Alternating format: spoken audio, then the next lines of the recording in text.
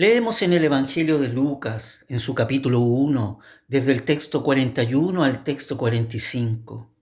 Y aconteció que como oyó Elizabeth la salutación de María, la criatura saltó en su vientre, y Elizabeth fue llena del Espíritu, y exclamó a gran voz y dijo: Bendita tú entre las mujeres, y bendito el fruto de tu vientre. ¿Y de dónde esto a mí, que la madre de mi Señor venga a mí? Porque he aquí, como llegó la voz de tu salutación a mis oídos, la criatura saltó de alegría en mi vientre. Y bienaventurada la que creyó, porque se cumplirán las cosas que fueron dichas de parte del Señor. Se considera que el griego del evangelista Lucas como el más cuidado y elegante de todo el Nuevo Testamento. En general emplea un vocabulario abundante y exquisito, con una corrección literaria de la koiné de una forma muy superior al uso vulgar del pueblo y de muchos escritos bíblicos. El evangelista en su evangelio dibuja narrativamente la relación renovada de Dios hacia la humanidad. El Dios fiel, después de 400 años de silencio profético, da paso al cumplimiento escatológico de su precioso plan. Va a comenzar una vez más por un nacimiento. El Mesías prometido no solamente estará protegido por Dios, sino que ya es engendrado por Él. El final supera mucho al comienzo, y el espíritu de divinidad es el instrumento escatológico para tal efecto. Es así que, mediante la visitación de María a Elizabeth, Lucas enlaza la promesa del nacimiento de Juan el Bautista con la del Señor Jesús. Y he aquí, Elizabeth tu parienta, también ella ha concebido hijo en su vejez, y este es el 6º mes a ella que es llamada estéril. La gestación de Elizabeth, ya anunciada por el ángel, se da como un signo a María, es decir, como una señal. En aquellos días, levantándose María, fue a la montaña con priesa, a una ciudad de Judá, y entró en casa de Zacarías y saludó a Elizabeth. Aquí podemos vislumbrar en su visita una amistad genuina y apreciativa. Fíjese que el vocablo griego para expresar ese aprecio estimable es philos, que significa que es amado, que es querido, que es apreciado. Viene del verbo fileo, donde se expresa un amor filial, un amor de amistad, un aprecio extrañable, un afecto entrañable. Ambas mujeres, las cuales se gozarán en el Señor compartiendo sus experiencias. Y llama la atención que sus conversaciones son acerca de los propósitos de Dios en sus vidas. La visitación es muy importante para el evangelista, de ahí su fuerza plástica. Este reconocimiento mutuo de su maternidad confiere a cada una de las mujeres una dignidad mayor. Y aconteció que como oyó Elizabeth la salutación de María, la criatura saltó en su vientre y Elizabeth fue llena del Espíritu Santo. Es María la que visita a Elizabeth, lo cual hace recaer la atención sobre la madre del Bautista, pero con el movimiento de Juan en el seno de su madre, por el que comienza a realizar ya su obra de profeta y precursor, la atención vuelve a dirigirse a María.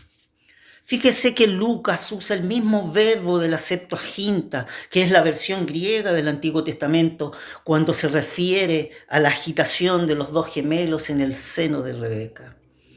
Esquirtesen, del verbo esquirtao, que significa saltar, brincar. El ángel le había manifestado de Juan el Bautista, porque será grande delante de Dios y no beberá vino ni sidra, y será lleno del Espíritu Santo aún desde el seno de su madre, promesa que ya se ha cumplido. Es posible que Elizabeth no supiera absolutamente nada de la anunciación de María, pero siendo llena del Espíritu Santo, es decir, con la plenitud del Espíritu, recibió la capacidad profética, entendiendo lo que estaba ocurriendo y de quién era portadora María.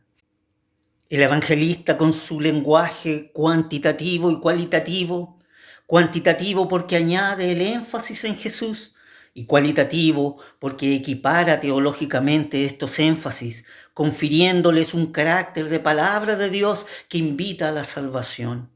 Bendita tú entre las mujeres y bendito el fruto de tu vientre. El evangelista Lucas es casi tautológico en su afán de expresar un gozo sin límites.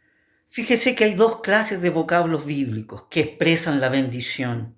El participial, es decir, que es un participio pasivo, donde en hebreo es baruch, en griego es eulógetos, en latín es benedictus y en español es bendito.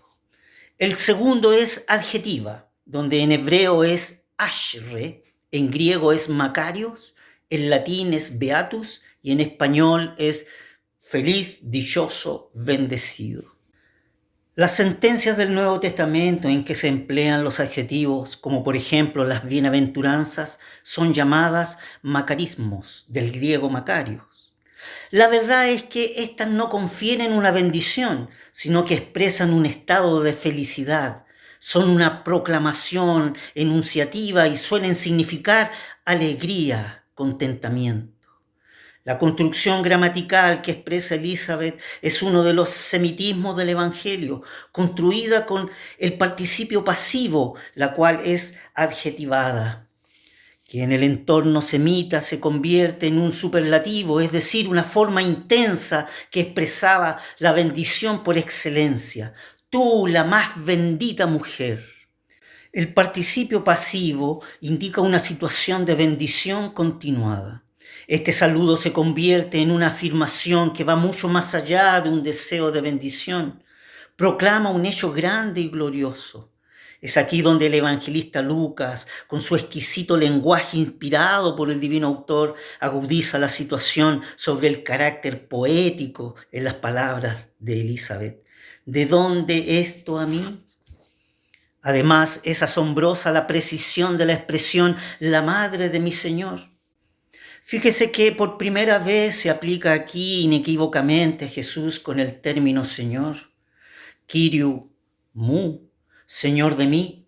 El reflejo más importante de la frase de Elizabeth es que bajo la dirección del Espíritu da a Jesús el título de Señor y añade la condición de Señor sobre ella al llamar a María la madre de mi Señor. Esto convierte el Evangelio en la descripción histórica y real de la obra de Dios para los hombres. Esta dimensión aparecerá más adelante, cuando el apóstol, inspirado por el divino autor, expresaría: y nadie puede llamar a Jesús Señor sino por el Espíritu Santo. Es así como el evangelista Lucas construye un estilo que es el mejor del Nuevo Testamento, escribiendo con más libertad, conociendo todos los recursos estilísticos semíticos y helénicos, dominando técnicas que ayudan a una presentación viva de los hechos, donde su obra no es una obra de estilista, sino la de un pastor, donde la lengua está al servicio de la fe. Y bienaventurada la que creyó, porque se cumplirán las cosas que le fueron dichas de parte del Señor. La bendición de Elizabeth que dio a María se convierte ahora en una bienaventuranza. Aquí es la primera vez que aparece el término Macaria en el Evangelio, donde el sentido del texto es ser dichosa, ser feliz. Esta es la primera bienaventuranza, tiene como destinataria a María y descansa en la fe personal de ella para creer sin reservas, sometiéndose voluntariamente a la determinación de la soberanía divina. María había creído que las palabras del Señor se cumplirían. En otras palabras, lo que el Señor le había prometido se realizará conforme a lo anunciado por el ángel. La que creyó, porque se cumplirán. Elizabeth profetiza aún en esta frase. Nadie le había dicho cómo había sido la anunciación, pero todo lo que el ángel le había comunicado a María, Elizabeth todo lo entiende como palabra del Señor. Para que usted también pueda expresar: tú eres el Cristo, el Hijo del Dios viviente.